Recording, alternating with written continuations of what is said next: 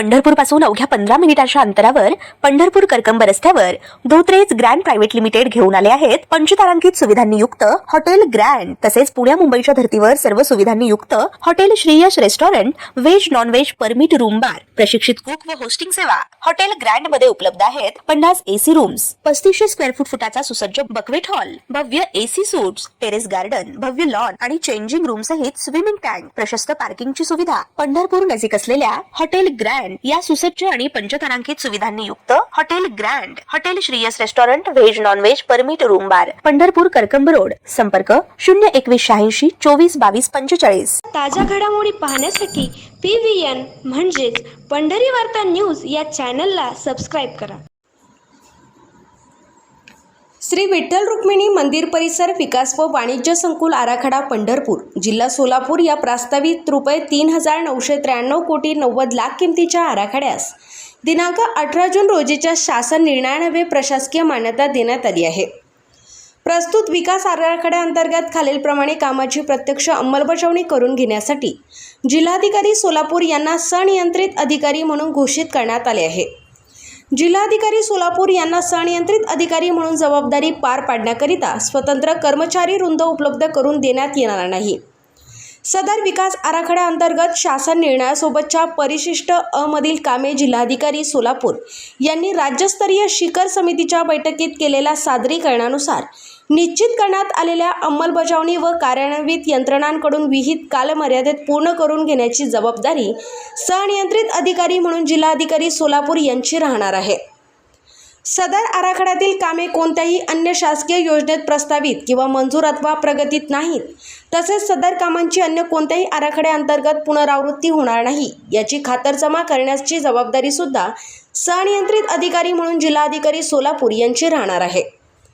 तसेच ही कामे सुरू करण्यापूर्वी आवश्यकतेनुसार जिल्हा परिषद व नगरपालिका या स्थानिक स्वराज्य संस्था यांची देखील आवश्यक ती मान्यता घेण्यात यावी असे या आदेशात नमूद करण्यात आले आहे।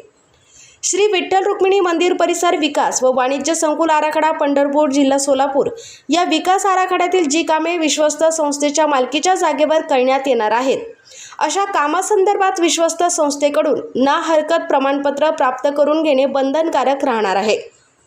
राज्यस्तरीय शिखर समितीने मान्यता दिलेल्या श्री विठ्ठल रुक्मिणी मंदिर परिसर विकास व वाणिज्य संकुल आराखडा पंढरपूर, जिल्हा सोलापूर या विकास आराखड्याची अंमलबजावणी व संनियंत्रित करण्यासाठी माननीय पालकमंत्री सोलापूर जिल्हा यांच्या अध्यक्षतेखाली जिल्हास्तरीय समिती आणि जिल्हाधिकारी सोलापूर तथा संनियंत्रित अधिकारी यांच्या अध्यक्षतेखाली कार्यकारी समिती गठीत करण्यात आली आहे। श्री विठ्ठल रुक्मिणी मंदिर परिसर विकास व वाणिज्य संकुल आराखडा पंढरपूर, जिल्हा सोलापूर या विकास आराखड्याचे संनियंत्रित व अंमलबजावणी करण्याचे संपूर्ण अधिकार जिल्हास्तरीय समिती यांच्याकडे राहणार आहेत। सदर कामे करताना ऐतिहासिक वास्तूंची मूळ शैली जपण्याचे तसेच पुरातत्वीय जाण असलेल्या संस्थांकडून भारतीय पुरातत्व विभाग तसेच राज्य पुरातत्वीय विभाग सदर कामे करून घेण्यात यावी असेही या आदेशात नमूद करण्यात आले आहे। तर श्री विठ्ठल रुक्मिणी मंदिर परिसर विकास व वाणिज्य संकुल आराखडा पंढरपूर, जिल्हा सोलापूर या विकास आराखड्याकरिता शासनाकडून वितरित होणाऱ्या निधीतून खर्च करताना वित्तीय नियमांचे आणि विविध नियमांतर्गत नेमून दिलेल्या कार्यपद्धतीचे पालन करण्यात यावे। कोणत्याही परिस्थितीत मंजूर वितरित निधीपेक्षा अतिरिक्त खर्च करण्यात येऊ नये याची दक्षता जिल्हाधिकारी सोलापूर यांची संनियंत्रित अधिकारी म्हणून राहील। या विकास आराखड्याच्या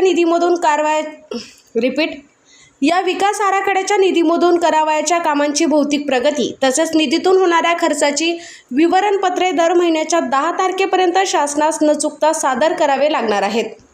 एकूणच आता सोलापूरचे जिल्हाधिकारी कार्तिकेयन एस यांनी म्हटल्याप्रमाणे आता लवकरच कॉरिडॉर प्रमाणे आवश्यक भूमी संपादनास लवकरच सुरुवात होणार आहे।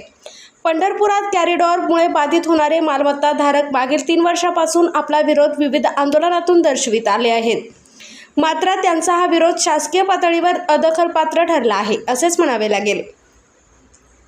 आता पंढरपुरातील कॉरिडॉरला भाषणातून विरोध करणारे भगीरथ भालके, नगराध्यक्षा प्रणिता भालके, मोर्चात सहभागी झालेले आमदार अभिजित पाटील हे काय भूमिका घेणार याकडे पंढरपूरकरांचे लक्ष लागले आहे। पंढरपुरात कॉरिडॉर झाला पाहिजे अशी भावना असलेल्या स्थानिक नागरिकांची व भाविकांची संख्या मोठी आहे। त्यामुळे शासनाकडून मिळणारी मोठी भरपाई आणि पुनर्वसन पॅकेजचा लाभ घेऊन कॉरिडॉर बांधितांनी कॉरिडॉर बाधितांनी पंढरपूरच्या विकासासाठी सहकार्य करावे अशीही भावना व्यक्त होत आहे.